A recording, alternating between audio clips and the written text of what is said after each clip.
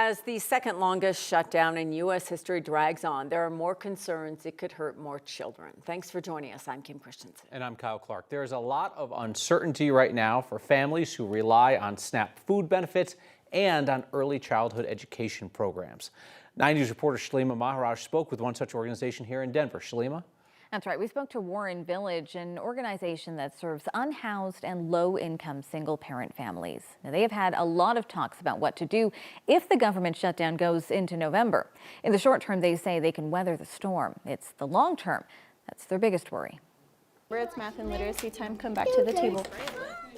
We have this phrase in nonprofits, trauma-informed conversations, where you got to acknowledge the damage that's happening, you acknowledge the stress. It's the future that's harder to predict.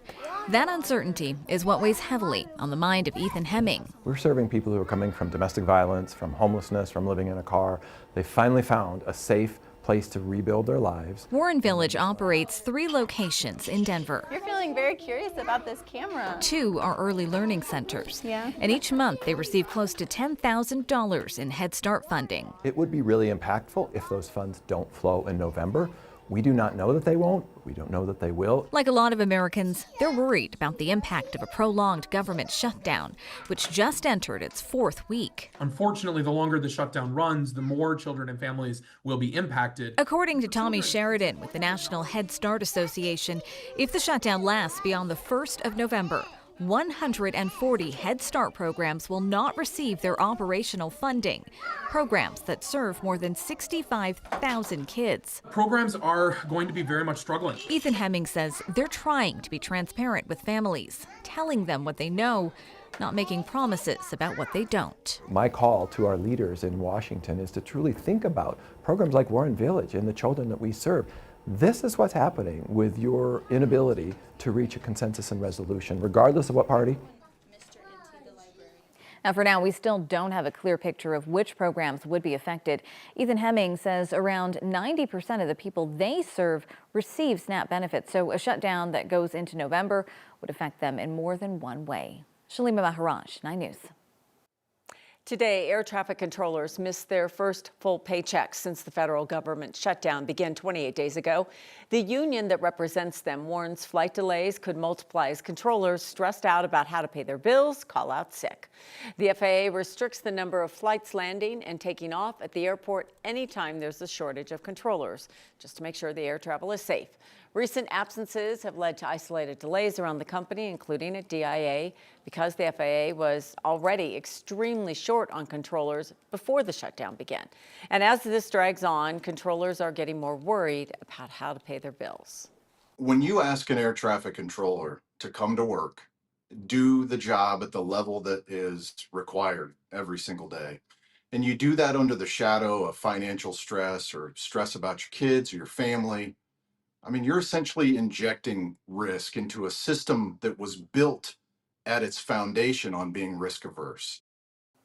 President Trump's Transportation Secretary Sean Duffy also says some workers are calling out because they need time off to work second jobs, like they're driving for Uber or delivering for DoorDash. Vice President J.D. Vance says members of the military will be paid at the end of the week, though he didn't say where that money would be coming from. Earlier this month, the Trump administration got the military paid by shifting $8 billion from military research and development funding. President Trump announced last week that an anonymous donor gave the government $130 million to pay troops, which may actually be a violation of federal law. The New York Times identified the secret donor as 83-year-old Timothy Mellon, a reclusive billionaire and Trump donor who lives in Wyoming.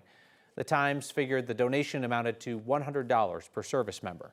Again, Vice President Vance did not say how the Department of Defense will come up with the money to pay troops. Our country's 1.3 million active duty service members would typically be paid on Friday. DIA had its coldest morning since April 20th today. Bundle up, because that cold's going to stick around again. 9 News Chief Meteorologist Kathy Sabin is here now with a check of our forecast. But it's cold tonight, right now. Yes, it's already in the lower 30s in downtown Denver, Kim, and our numbers tonight could go lower than what we saw this morning, which Temperatures were in the mid-20s when we stepped out this morning at the bus stop heading out to work. A very cold morning indeed. And with kind of a northerly influence of the wind on the backside of this departing storm, temperatures today came nowhere close to the average high of 60. We stayed in the 40s all afternoon. This is the storm that brought the mountain snow and then the Front Range and Eastern Plains rain showers, thunder, lightning. It's well east of us now. So with clear skies, light winds, and good radiational cooling, we have a Front Range freeze warning in effect from now until 10 o'clock tomorrow morning. Temperatures could go 19 to 25 degrees. We're already 35 here at the studios, 30 at DIA, and 29 in Greeley. And, 24 hours ago, it was really cold in southeastern Colorado. The 24-hour temperature swing has really been fun to watch all day. Calmer winds in Denver, but the wind is picking up over the Front Range foothills. We will see a quiet, cold night with temperatures rebounding nicely tomorrow as winds increase out of the southwest. Coming up, details on the hard freeze, a warmer weekend ahead. But what about that not so scary Halloween forecast? We all got a plan, right? Here's an early idea of kind of what we're thinking. Cool and dry at 5 o'clock when you step out at 49 degrees. Hurricane Melissa cut a violent path of destruction across Jamaica, downgraded to a Category 3 now and headed out to sea with Cuba in its sights. The Jamaican government is saying more than 500,000 people there currently don't have power. 9 News anchor Phil Lipoff is along. And Phil, we already know that this storm is responsible for 7 deaths across the Caribbean. Right, Kyle, and 3 of them are in Jamaica. Even before the storm made landfall, even before daylight can reveal the extent of the damage. With maximum sustained winds of 185 miles per hour at landfall, this monster storm unleashed raging floodwaters and life-threatening surge, making so many of the roads look like that right there on your screen. They're impassable right now. 15,000 Jamaicans in shelters, 25,000 tourists stranded after their flights were canceled. And even though the island has seen the worst of the storm, it is certainly not over yet. There are places in western Jamaica, even the country as a whole, that will have experienced hurricane force winds for a duration of 24 hours or longer. And keep in mind, that was in Kingston, not even seeing the worst of the storm. And now that the storm has cleared the island, the focus in Jamaica will obviously be on damage assessment first, then restoring power, making sure everyone is accounted for. Melissa is expected to hit Cuba overnight into the morning, bring severe weather to other parts of the Caribbean as well, including the Bahamas and Turks and Caicos. 9 News reporter Rachel Krause joins us now. And Rachel, as the storm was hitting Jamaica, the impact was certainly being felt here in the Denver area as well. Yeah, Tamara Nisbeth has lived in Colorado for years, but her parents still live in Montego Bay, Jamaica. As Hurricane Melissa hits home, she's waiting on word to hear if everyone made it through safe. We're praying for them, and hopefully everybody will, be all right when this is over.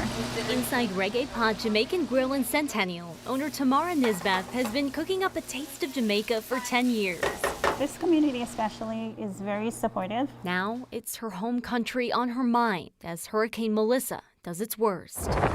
I've been reaching out all morning, my team as well. All of us are Jamaicans, and we've been calling our family nonstop today.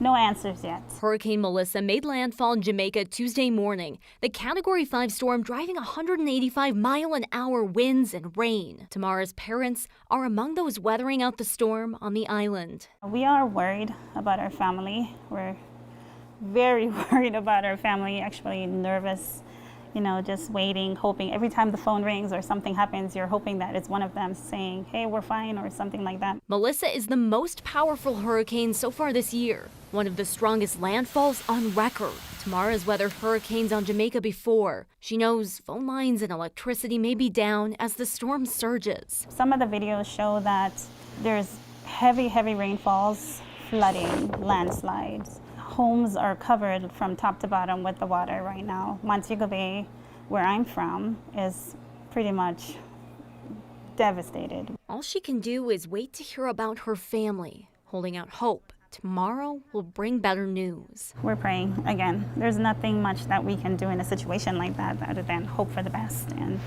see what happens and start rebuilding as soon as it's done.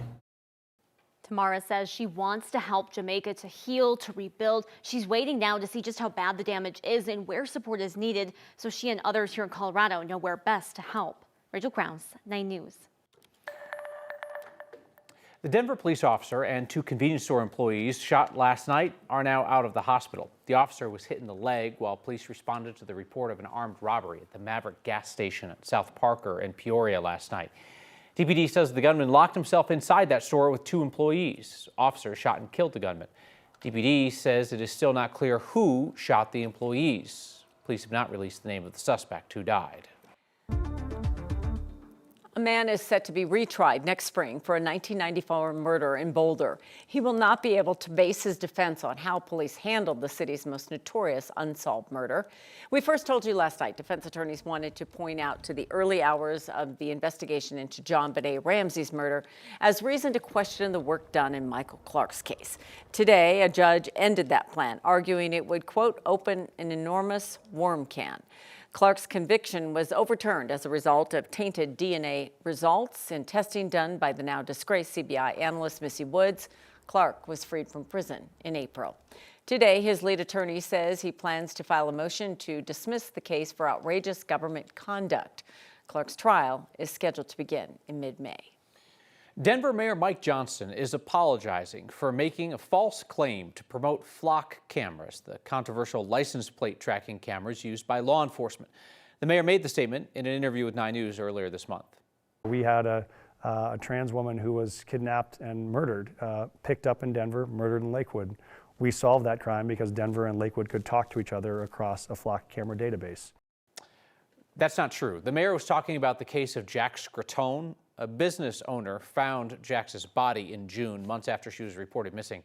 No one has been arrested. No one has been charged with her killing. The case has not been solved, as the mayor claimed. The mayor's office offered an apology today to Jax's mother, saying, quote, we should have spoken with her family before referencing the case. We offer our deepest apologies for any additional stress this has caused. Jax's mother told us she's not satisfied. I could care less an apology from him because the damage is done. I'm disgusted. We asked Lakewood and Denver police if flock was used in the still open investigation. Lakewood wouldn't comment, noting that it's an open case. Denver said that it did use flock to rule out leads, not to solve the case. This is the 3rd time, by our count, that Mayor Johnson has made a false or misleading claim in his promotion of flock cameras, which have raised concerns about privacy and immigration enforcement.